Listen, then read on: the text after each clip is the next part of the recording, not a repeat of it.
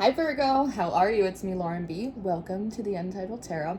We're doing Tarot After Dark for you. I normally never do readings at night, but I felt you calling on my energy, and so we're here. You, me, the darkness, the candle, we're all set up. I used the Tarot of Mystical Moments to pull out your spread this week, and I was sitting here, minding my business, and I got this little tune in my head, and it's familiar, but I couldn't quite put my finger on it.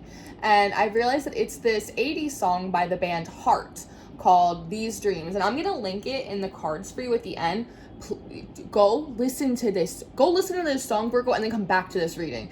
It is very interesting. There's all of this. Your whole spread is about the things that are happening to you while you're sleeping, and why perhaps you have not been able to retain the information or the instructions that are going on while you're sleeping. It's like a very interesting thing going on.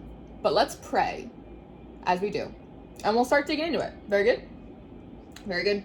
Father God, thank you for bringing me and my Virgos in for this nighttime reading. I ask that you give me wisdom, clarity, and discernment to deliver these messages accurately for Virgo's highest of love, light, alignment, and assignment. We praise you, we love you, we thank you always. We give you all the glory and the honor for these messages. To the utmost high, in Jesus' name we pray. Amen. Amen, Virgo. So, we're so cozy tonight with like our little candle and our little moonlight. You have the Seven of Swords coming out first, Virgo. Look at this card. Behind her, it kind of looks like there's this sunrise. And as I'm pulling this card, and I'm looking at this egg in her hand, and these eggs feel like they're aspects of your dreams. Do you see how there's like a little nest back here with these eggs? So it's the idea that while you're sleeping, Virgo, it's like you're gathering information. It's like you're gathering data, like instructions, stuff like that. I get a lot of really important instructions or guidance from my guides while I'm sleeping. And so it feels like you're kind of gathering this information that you need. But upon the sunrise, like something kind of slithers up to, something comes and sort of like steals these, it feels like very important pieces of your dreams that you need. I pulled this card and I was looking at this bush, and I got this impression of like a dream thief. It's like a dream thief. It's like something coming in and like pulling away these parts that you need. And then this Queen of Cups came up next, and this kind of felt like you, Virgo, like when you're sleeping. Doesn't it kind of look like that? It's like when your hair is like spread all across the pillow, and it's like you're holding on to like your stuffed animal, or you're holding on to like your body pillow, or like all the blankets. And then I'm looking at all of these little fish kind of swimming backwards and forwards behind you. And it's that idea of when you're kind of right in between sleep and awake. It's you're kind of in between all of the dimensions at once, and it's like, so there's still aspects of the dream world sort of happening to you, but it's like they're slowly starting to fade away as like the sun comes up, and you slowly, and it's like sometimes you hang in between that sleep and awake state for a moment, and it's like consciously you're aware that like there's these certain things that you should be pulling into your waking life, but they just kind of like slip away, and it's this very frustrating thing.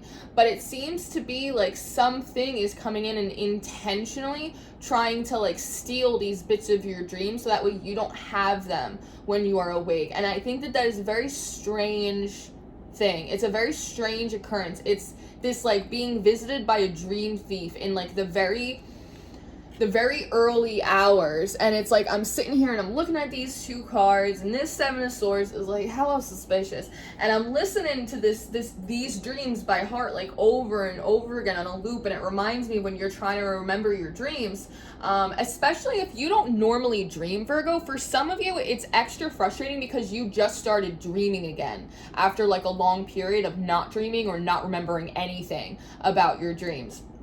And it's like some of the lines in this song too, it's like, these dreams go on when I close my eyes. Every second of the night, I live another life. And so I know recently, like collectively, there's been a lot of disruption in dreams. People have been dealing with like sleep paralysis, attack, like there's a whole bunch of shit, right? So I've been doing a lot of stuff to help people like kind of on the back end. But there seems to be this wave of really vivid, really active, like really kind of interesting dreams. So if this is like the first time in a long time that you've been able to dream, Virgo, Virgo, or if this is the first time in a long time where your dreams have become kind of exciting or interesting, or there's useful information after a period of like going through nightmares or paralysis or anything like that, I'd be a little pissed off too. So like, I don't blame you right now, right? And there's another line in this song that says something about your feet don't touch the ground when you're dreaming. And so there is this feeling of you liking to dream. You like to astral project because it makes you feel limitless, right? You're not so bound by time and space and all of that kind of stuff. And so it is kind of like sad for you when like you wake up, but because you can't remember your dreams because it feels extra magical or vivid right now, and or because, like I said, it seems like there's important instructions for you that you are meant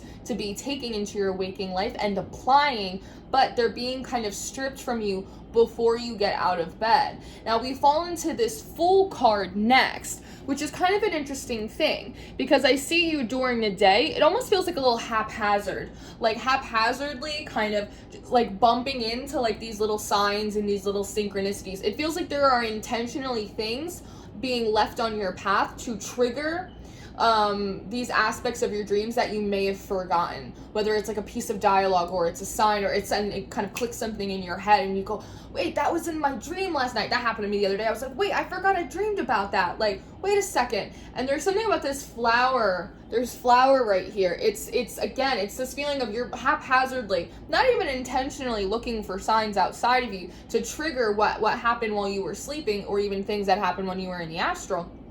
But you just seem to be stumbling upon them. They're like more it's like your eggs are getting taken, and so it's like your guides or your team are intentionally leaving more Easter eggs around for you to bump in and trigger those memories. But then you get distracted by this big flower, and the Five of Swords came out. And the Five of Swords, it's like, here's another lady with this big flower. And so again, this feels very representative, the Seven of Swords, the Five of Swords, of this is the same character.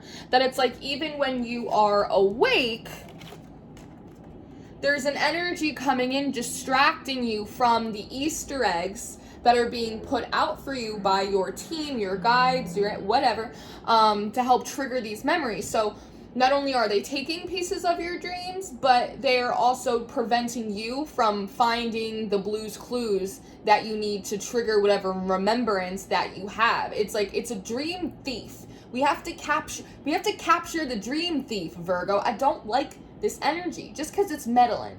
It's a meddling energy. I don't like meddlers.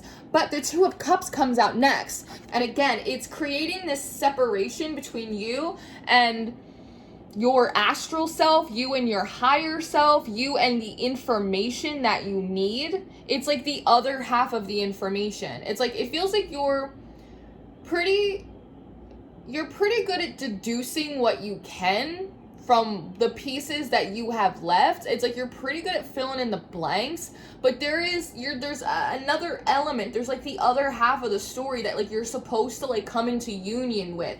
Again, it's something about your development, but it also feels like pieces that you are meant to apply like in your practical day-to-day life to help get you kind of to the next level. Because sometimes during the day, like, we're just so busy, like, there's too much stuff going on, our minds are going, right? So that's oftentimes why the universe will drop in these little nuggets of information while we're sleeping, because we are limitless. We have the ability to retain it in our subconscious and get it triggered later on. Like, it's a whole thing. But I see you coming out as the Queen of Swords next, which with this little periscope you got here. And so it feels like this is intentional meditation, that you may be going into meditation maybe at night. Like, see how the sun's kind of starting to go down? It's like towards the end of your night, you go into meditation seeking to find out what were those pieces that got missed?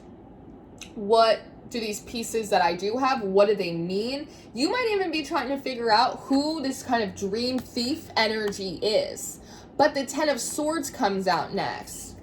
And so it's the idea of like, right when you get close to figuring out like what this interfering energy is, who is interrupting your dreams, right when you get close to figuring out like those pieces that you need, the other half of the information, it almost feels like this Ten of Swords comes in as like a big stop it. It's like a big red light. It's like, no. I'm wondering if when you're in meditation, kind of trying to look past. And, you know, this is a technique that I tell the patrons a lot, because I host a spiritual development workshop on the Patreon, and something that I tell them to do, particularly when we do activations, is that wherever you would normally stop in your meditations, push past it a little bit, right? Like, it's a muscle. That's kind of how you grow and you're able to extend your sight forward. And so it feels like you might be doing, maybe you're one of my Patreons, Virgo, but it feels like you might be doing that, but then it's almost like the image kind of shatters, or like you start getting a headache. There's something about that, because as they're poking into your head, I do notice that there's this like separation right here, right by the crown. So it's almost like as soon as you get so close, you lose the vision. The vision disappears, you get a headache. It's like something happens like to your third eye on your crown, where it's like you can't pull it in anymore until the hangman, when you fall asleep, and then the picture gets unzipped for you and it gets revealed again. It's this, it feels like, it's like when I listen to that song on a loop over and over again. It's like, it's a process that you might be continually having. The Six of Wands comes out next. So again, something happens, you get a headache, the vision drops, there's some kind of blockage there again, that it's like you can't quite push forward into what you need to see or know until you go to sleep, and then all of that gets zipped away and you're kind of back in the astral, you're like back in the dream world, and then the Six of Wands comes out, and it feels in many ways like you were kind of this bird, again, limitless, like in flight, you're not bound by like your physical body, and this feels like an aspect of your team, almost like trying to like spoon feed you. This is why I don't do readings after the sun goes down. Trying to spoon feed you like bits of information, right? They're trying to like, here, Virgo, go this way. Virgo, go this way. Focus on this part of the dream. Come over here. It's like, I know it's like we talk about your spirit guides, but like they're literally guiding you like through the astral or through the dream world, but particularly to like these pleasant bits.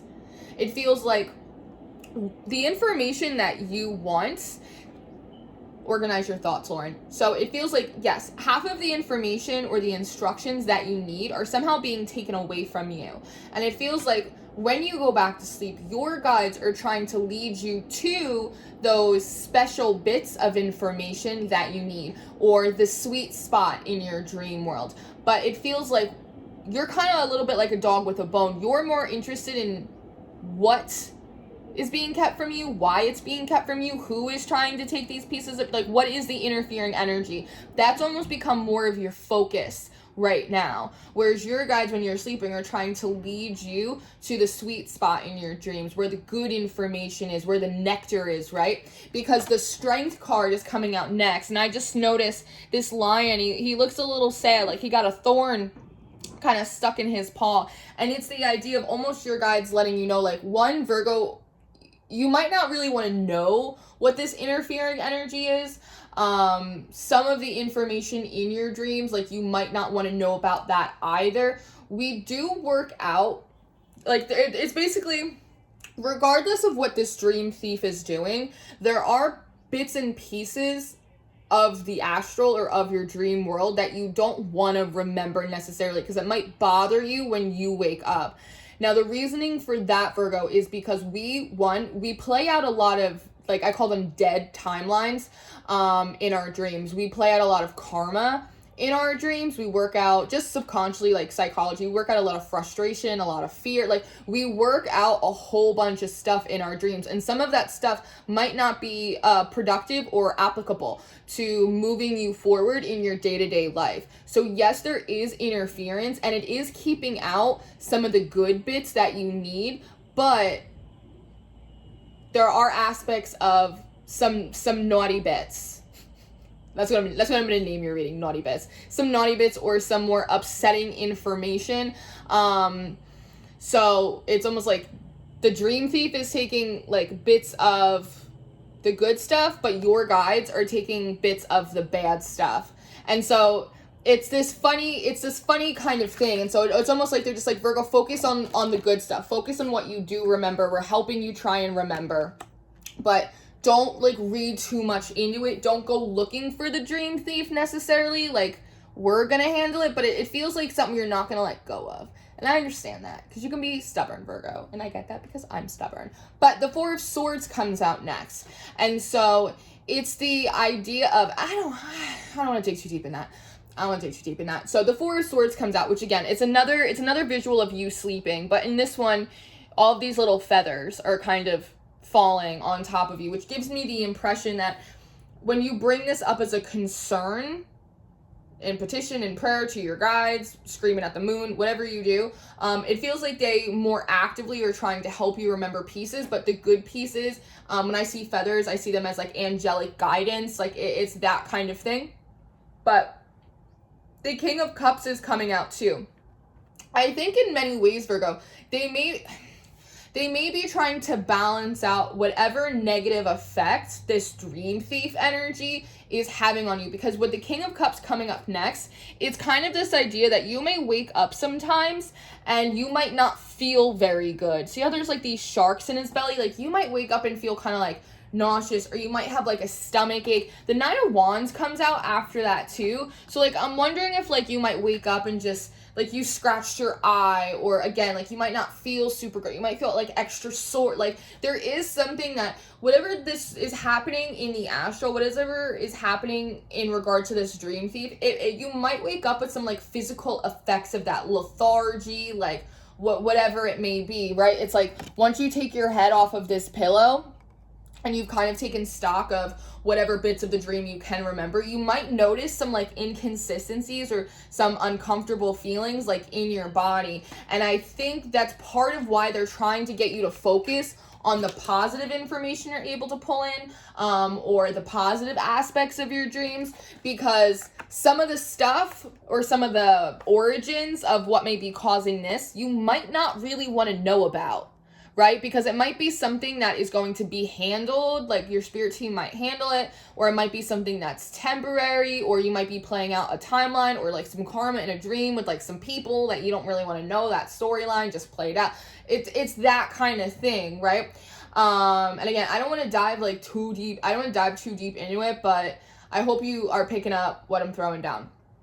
So now what's interesting to me is with this Nine of Wands, it's coming out with the Emperor next, and the Emperor feels very much like it is connected to the Six of Wands card. It's part of it's one of the members of your team that is helping guide you through the astral, or guide you through the dream realm, helping you. See how they're leading you to the flowers and they have flowers on their lapel, trying to lead you to like the good parts of the dream.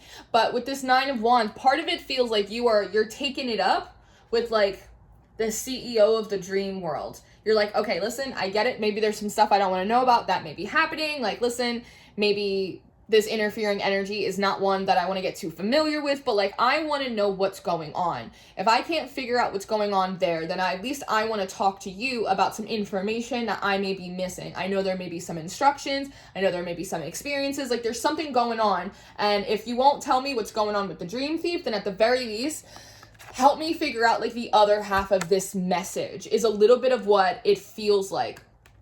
And so I feel like the Emperor is saying, okay, because then the Ten of Cups comes out next. And it feels like as soon as you kind of drop that bone about the dream thief and you just go back to focusing on what the other half of the message or the vision, or the guidance, whatever it is, it feels like you and this energy kind of connect into this Ten of Cups, which I like because half of both of you is underwater, right? And you don't have these human forms underneath. And the water represents our emotions. It represents the subconscious. It can represent the dream world, the astral, like all of that stuff. But the other half of you are in human form and you are above the water. And so it feels like this Emperor is accepting that request. Going, okay, Virgo, if you want to focus on that, yes, I will give you the other half of the message, the other half of your instructions that you can apply in your practical life, right? Because the Tower comes out next.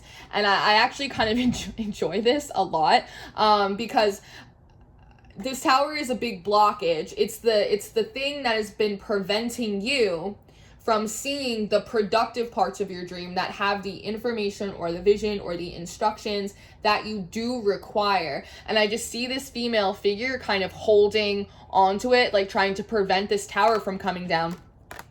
And I'm pretty sure it is the Dream Thief. And I think that was kind of the point is, one, there is this small lesson, Virgo, that like you don't have to do it all yourself. Like you can call in backup for stuff, right? Pisces very much had that message in their December monthly reading that I just filmed, and you are both mutable signs.